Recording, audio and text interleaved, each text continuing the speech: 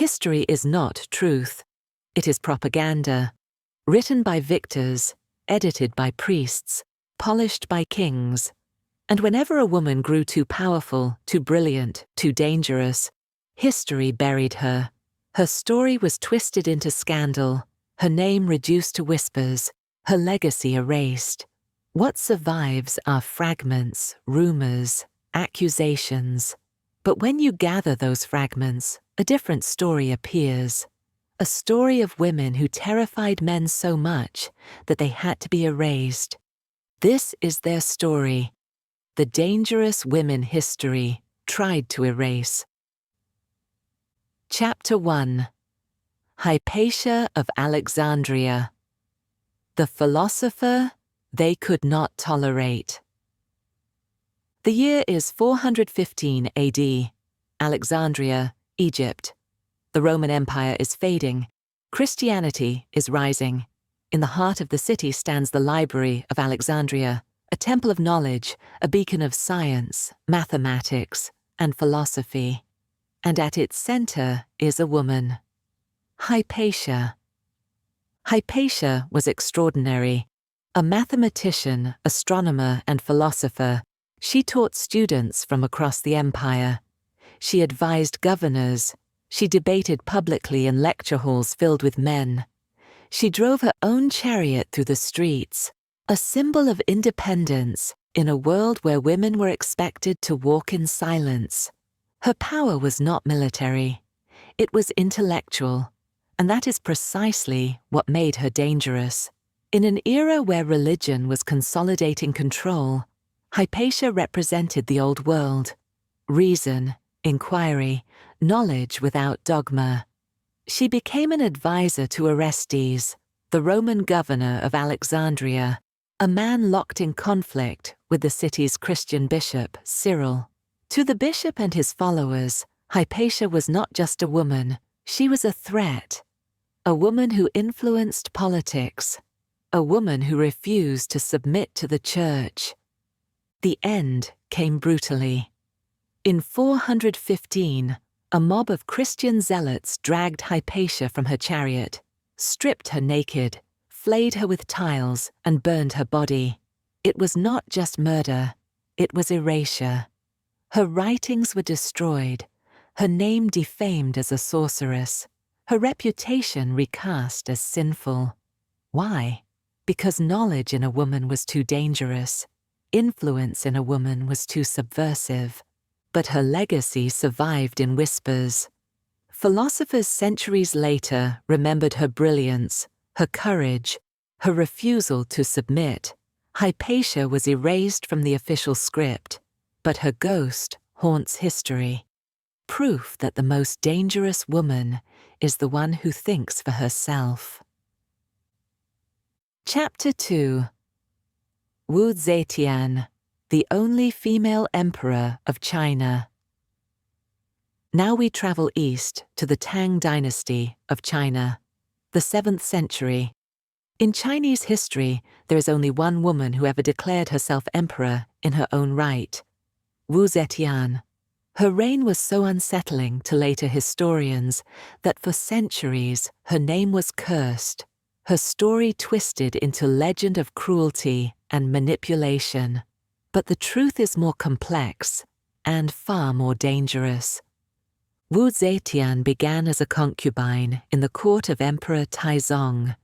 When he died, she should have been retired to a convent. Instead, she maneuvered her way into the court of his son, Emperor Gaozong, becoming his favored consort. She was intelligent, ambitious, and ruthless when necessary. When rivals threatened her, she eliminated them, sometimes through exile, sometimes through execution. To survive in a palace of vipers, she became the sharpest viper of them all. But what made Wu Zetian unforgettable was not her ruthlessness, it was her governance. When Gaozong grew ill, she ruled as regent. When he died, she declared herself emperor, founding the Zhou dynasty. She reformed the examination system to give commoners access to government posts, reduced corruption, expanded the empire's influence, and promoted Buddhism as a counterbalance to the aristocracy. And yet, history remembers her not as a reformer, but as a monster. Later Confucian scholars called her a usurper, a murderer, a seductress. They wrote that she killed her own daughter to frame a rival. They painted her as the embodiment of female corruption. Why? Because they could not accept that a woman had ruled China successfully. The historians of the Tang and Song dynasties worked hard to stain her memory, to twist her story into cautionary tale. But the truth is this: Wu Zetian ruled for nearly half a century. She outlasted rivals, stabilized China, and left a dynasty stronger than she found it. Her erasure was deliberate, because if later generations of women had looked to her as a model, the male monopoly on power would have cracked. And so, history rewrote her. Modern reflection. Wu Zetian proves that when a woman dares to rule directly, men will rewrite her legacy into a caricature. But the very effort to erase her shows how dangerous she truly was. No one rewrites the story of the weak. Only the powerful earn that kind of hatred. Lessons from Hypatia and Wu Zetian. 1. Knowledge is dangerous. Hypatia proved that intelligence in a woman unsettles men more than armies. 2. Ruthlessness is survival. Wu Zetian did not apologize for power. She seized it, and that is why history tried to stain her. 3. Erasure is proof of fear. If history tries to erase you, it is because you mattered too much. 4. Legacy hides in whispers. Even erased, both women endure as symbols of the forbidden. Hypatia and Wu Zetian were only the beginning. Across the centuries, countless other women terrified men so deeply that they were erased, vilified, or recast as monsters. In our next chapter, we travel to Renaissance Europe, where queens and courtesans bent kingdoms, but were rewritten as witches, seductresses, and sinners.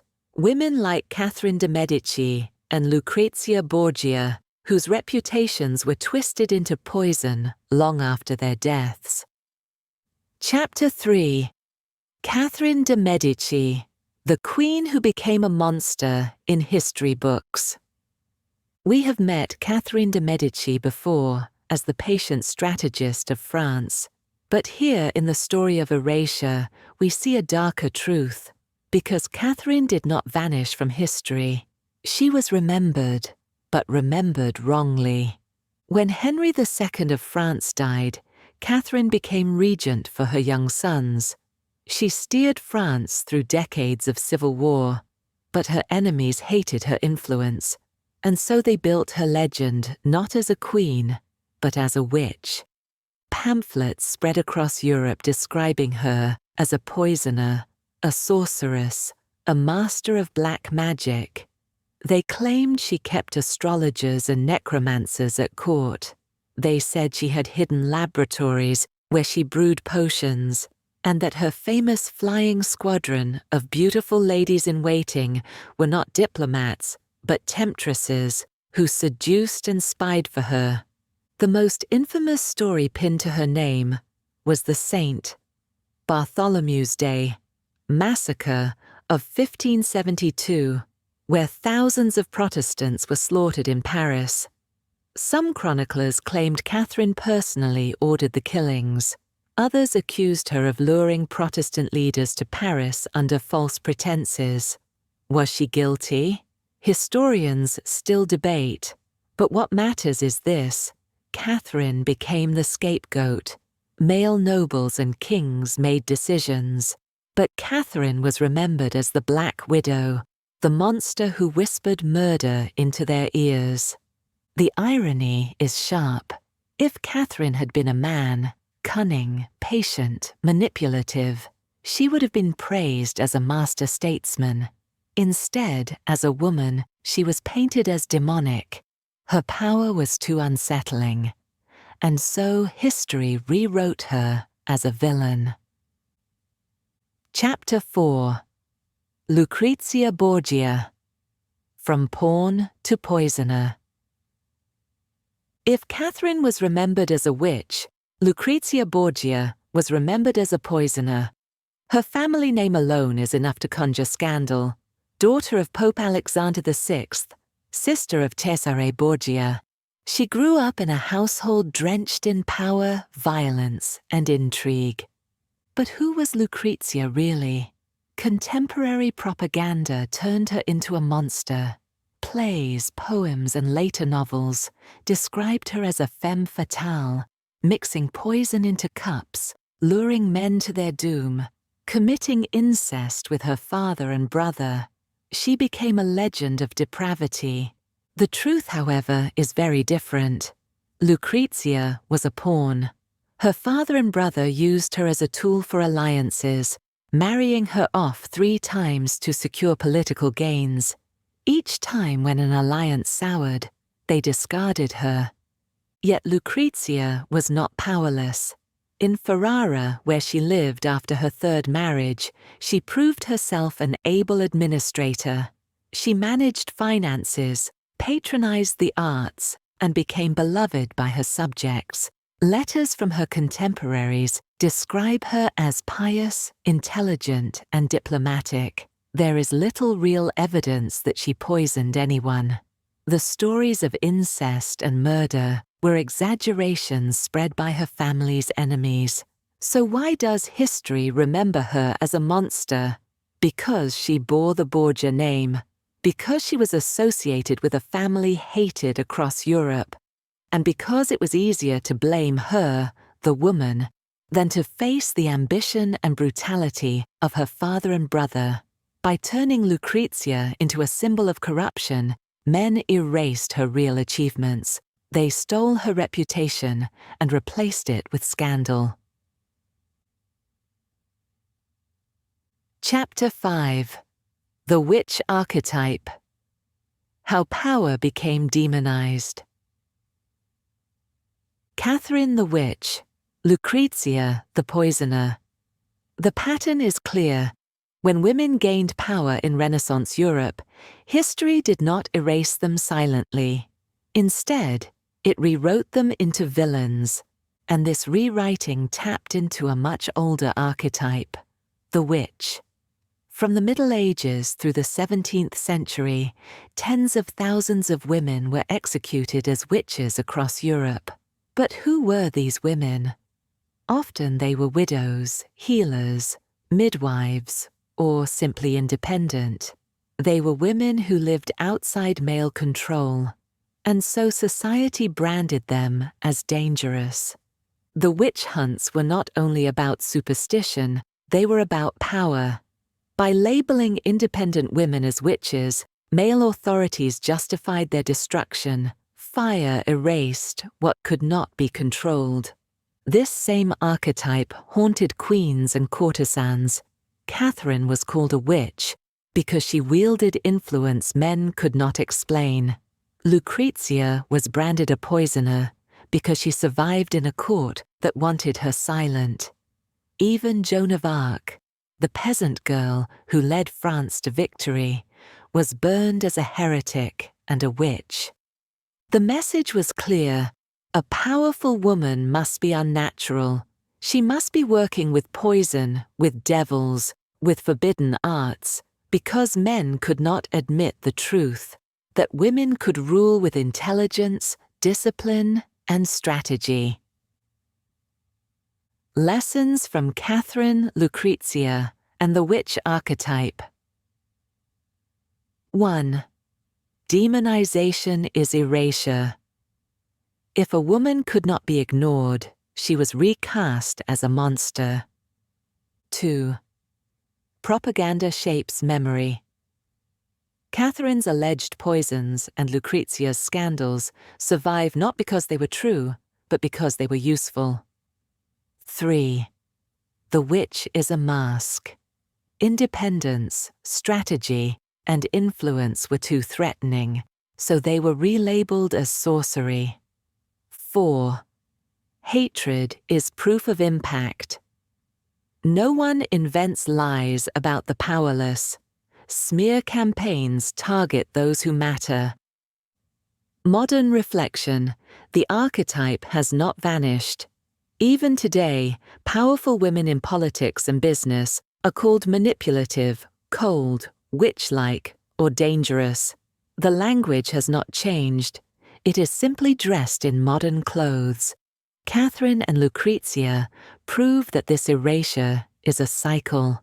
Whenever a woman bends too much, the world bends back by staining her name. But the stain itself is evidence. It proves she was too influential to ignore. She was remembered, even if remembered wrongly, because in the end, the dangerous woman survives not in official histories, but in whispers, rumors, and fear lasts longer than admiration. Our next chapter turns to the modern age, where dangerous women were still rewritten, still erased, but in new ways, not as witches or poisoners, but as scandalous lovers, divas, or cautionary tales. Women like Wallis Simpson, who made a king abdicate, and Marilyn Monroe, whose aura unsettled presidents, remind us that the erasure never ended. It only changed form.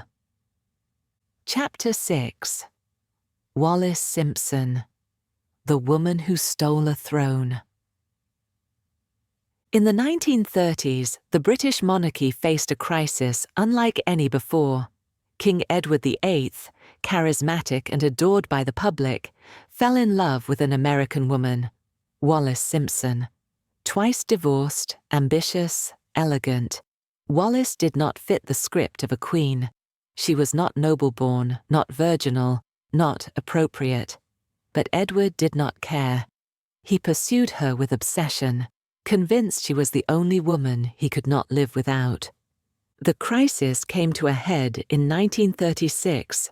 Edward was forced to choose the throne or Wallis. He chose Wallis. He abdicated, surrendering the crown of the British Empire for her. To this day, Wallis Simpson is remembered less as a queen and more as a scandal. Historians painted her as a manipulator, a seductress, a woman who bewitched a king and led him to ruin. Some even whispered she was a Nazi sympathizer, a puppet of foreign powers. What was erased was her intelligence, her discipline, her social strategy. Wallis knew how to navigate elite circles. She understood charm, timing, detachment, and she understood scarcity. She never begged, never clung, never surrendered. The monarchy survived without Edward, but Wallis became a legend, remembered as the woman who made a king bow to her. Yet her story is framed as a cautionary tale, not a triumph. Why? Because history cannot admit that a woman, armed only with strategy and allure, reshaped the crown itself. Chapter 7. Marilyn Monroe, the erasure of a legend. If Wallis stole a throne, Marilyn Monroe stole the world's imagination.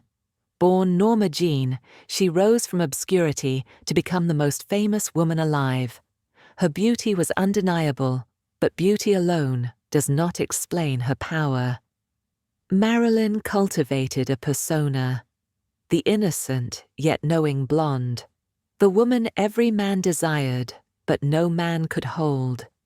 She controlled her image carefully. On screen she seemed naive.